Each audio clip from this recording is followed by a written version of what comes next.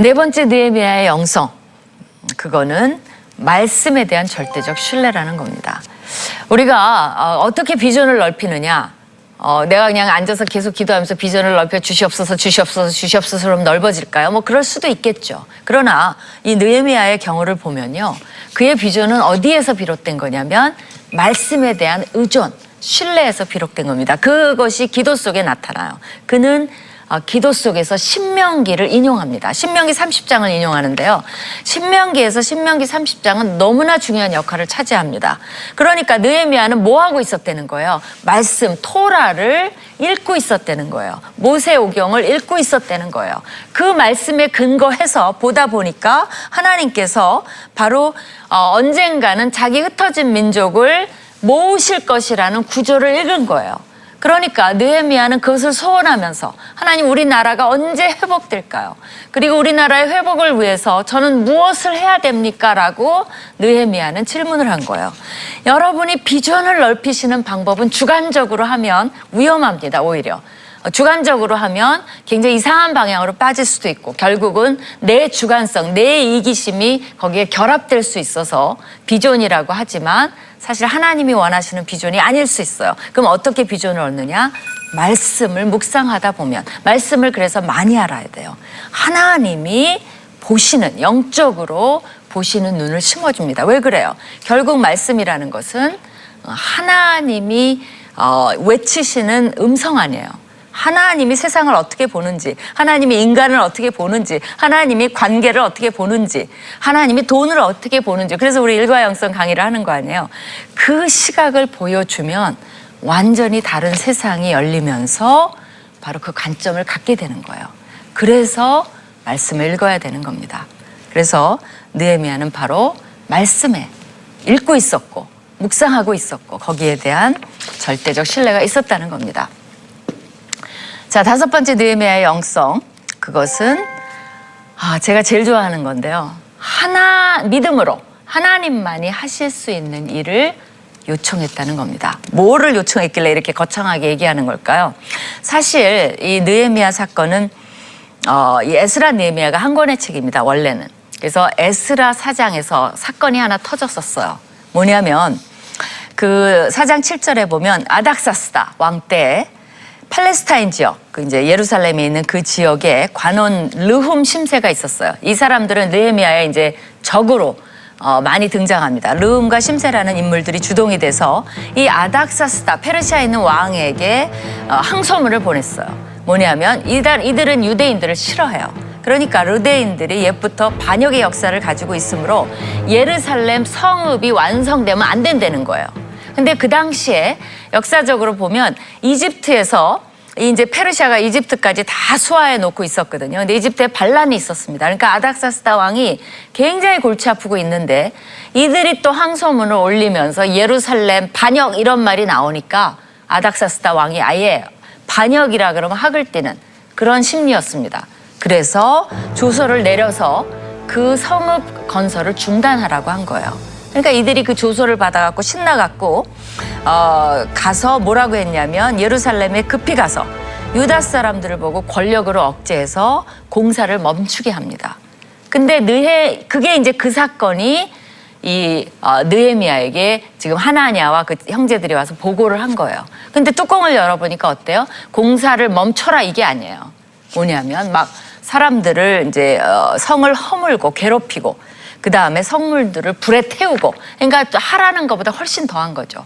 전쟁을 방불케 하는 사건을 이들이 일으켜버린 겁니다. 그런데 문제가 뭐예요?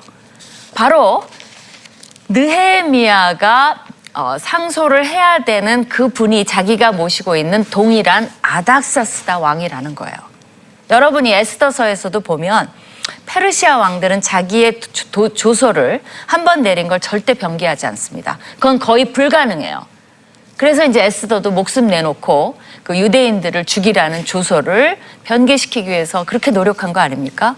그러니까 지금 이 느헤미야는 뭐를 해야 돼요? 아닥사스다가 내린 조서를 변개해서 다시 성읍 건축을 허용하는 일을 받아내야 되는 겁니다. 그건 불가능해요. 목숨을 건 일입니다. 그렇기 때문에 느헤미야는 공동체를 형성하고 거기서 추월하고 하나님께 민족을 위해 회개하며 기도하며 매달린 겁니다. 뭐를 원하는 거예요? 하나님, 이 일은 하나님만이 하실 수 있습니다. 하나님 도와주시옵소서. 그리고 이거는 옛날부터 말씀에 근거합니다. 제 뜻이 아니에요. 이건 하나님 뜻이에요. 왜냐하면 하나님이 모세에게 옛부터 그렇게 해주시겠다고 약속하셨잖아요. 말씀에 근거해서 하나님께 요청해요. 여러분, 하나님이 가장 기뻐하는 기도가 뭔지 아십니까? 바로 이런 기도예요. 뭐냐면 하나님만이 하실 수 있는 불가능한 거를 하나님께 요청하잖아요. 하나님 제일 신나하십니다. 그래? 우리가 그런 거 있잖아요. 나만이 할 수 있는 일을 누가 도와달라고 할 때 그처럼 신나는 일이 없어요. 딴 사람 없어요. 제발 우리 김 선생님만이 해주실 수 있어요. 그럼 어때요? 은근히 기뻐요. 그죠? 그래, 해볼까? 그죠? 하나님은 너무 기뻐하십니다. 그리고 그것이 하나님 뜻이에요. 하나님이 말씀에 더군다나 줬어요. 그러면 망설임이 없으시는 거죠, 사실은. 그렇기 때문에 그것이 능력 있는 기도의 비결입니다. 그래서 뭐라고 기도했냐면 오늘 종이 형통하여 이 사람, 즉 아닥사스다 왕 앞에서 은혜를 입게 해달라고 기도합니다. 이거 재밌어요. 이 사람이라는 말이. 왜냐하면 자기가 모시는 왕이지만 하나님 앞에는 이 왕도 이 사람에 불과합니다. 이 사람, 이 아닥사스다 왕의 마음을 변개시켜 주시옵소서라는 불가능한 기도를 느헤미야는 하고 있었던 것입니다. 자, 6번째, 자기 희생입니다. 느헤미야는 남들이 뭘 해주길 기도하지 않았어요.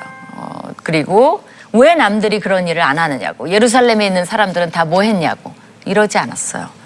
느헤미야는 자기가 할 수 있는 일을 하나님 앞에 기도로 요청을 하고 있습니다. 7번째, 느헤미야의 영성. 자신의 일을 하나님의 관점으로 바라본 것입니다. 저는 일과 영성, 사실 이게 핵심이에요. 오늘 느헤미야 영성 배우는 것도 너무 중요하지만 이겁니다. 이게 이제 무슨 뜻이냐면요. 느헤미야가 기도를 하면서 이 일을 어떻게 해결할 것인가 하나님께 구했을 거 아니에요? 근데 느헤미야가 술관원이라는 말이 가장 마지막에 나와요, 1장에. 이건 핵심입니다.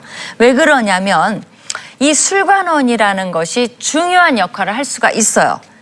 이제 술관원은 어떤 역할을 하냐면 왕이 술을 마시기 전에 먼저 독이 들었나 안 들었나 맛보는 겁니다. 그러니까 왕도 술관원에게 자기 목숨을 맡기는 거나 마찬가지예요. 완전히 신임이 있지 않으면 술관원은 될 수가 없습니다. 그래서 술관원들은 엄격하게 뽑았습니다. 일단은 페르시아 왕궁의 예절에 익숙하고 또 거기 재밌는 기록이 있는데 핸섬해야 돼요. 잘생겨야 돼요. 그러니까 느헤미야는 어떻게 생겼는지 모르지만 상당히 잘생겼다고 우리가 볼 수가 있죠. 또 포도주에 대해서 잘 알고 있어야 돼요. 또 왕의 연애 친구도 되어주고 또 때로는 왕의 보필자도 되어주고, 그러니까 잘 먹고 잘 살 수 있는 정말 좋은 직업이 이 술관원입니다. 그렇기 때문에 그 헤로도토스라는 역사가가 있는데요. 그 기록에 따르면 이제 페르시아 왕 중에 캄비세스라는 왕이 있거든요. 그때 그 캄비세스가 자기 친구에게 호의를 베풀기 위해서 그 아들을 술관원 삼았다라는 기록이 나와요. 그러니까 잘해준 거죠. 그러니까 느헤미야는 어떤 사람이에요? 그야말로 능력 있는데 잘 나가고 돈도 벌 수 있고. 근데 성경에서는 그게 중요한 게 아니에요. 뭐냐면 그는 하나님의 사람이었다는 거예요. 그거를 우리가 경험을 했어요. 지금 같이 살펴봤어요. 근데 더 중요한 건 뭐예요? 이 위기 상황에서 어느 누구도 이렇게 왕에게 가까이 갈 수 있는 사람은 유다 민족 중에 없습니다. 느헤미야가 그걸 깨달은 거예요. 나뿐이 없구나. 내가 술관원으로 있는 것은 이때를 위함이 아닌가라는 것을 깨닫고 기도로 왕 앞에서 이것을 해결할 차비를 차린 겁니다. 그렇기 때문에 저는 이것을 강조하고 싶어요. 직업관이에요. 느헤미야의 직업관. 우리는 왜 하나님께서 현재 나를 이곳에 있게 하신지를 바라봐야 돼요.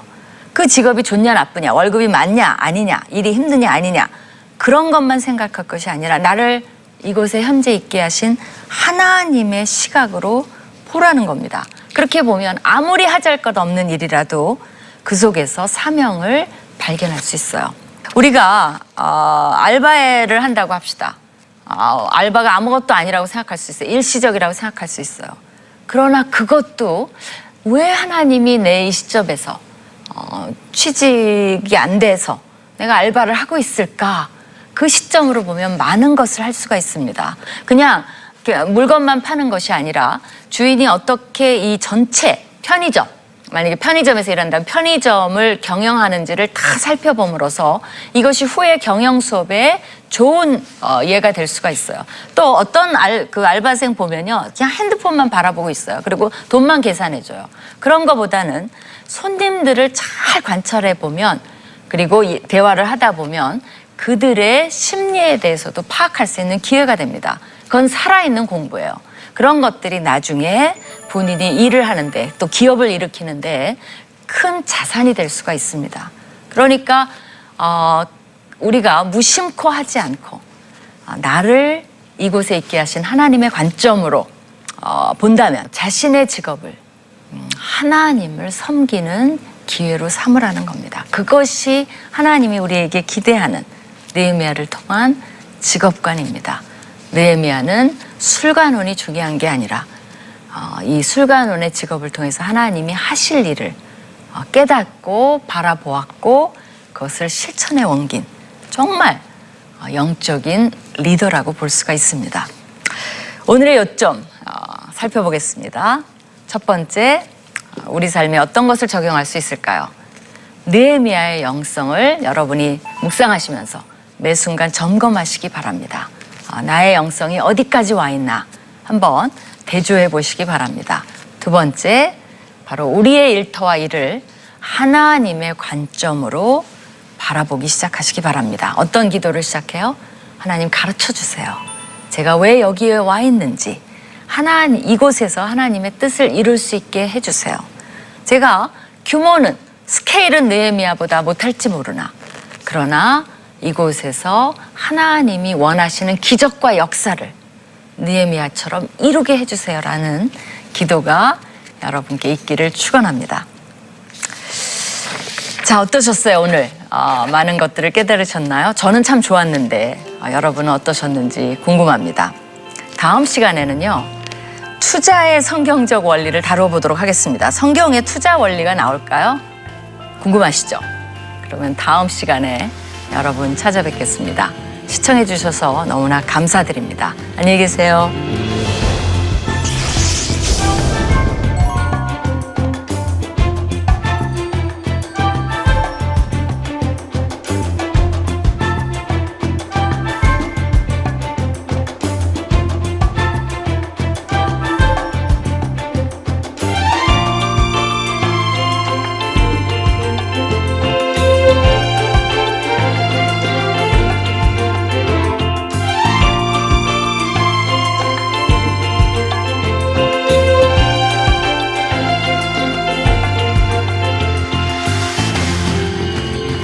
이 프로그램은 시청자 여러분의 소중한 후원으로 제작됩니다.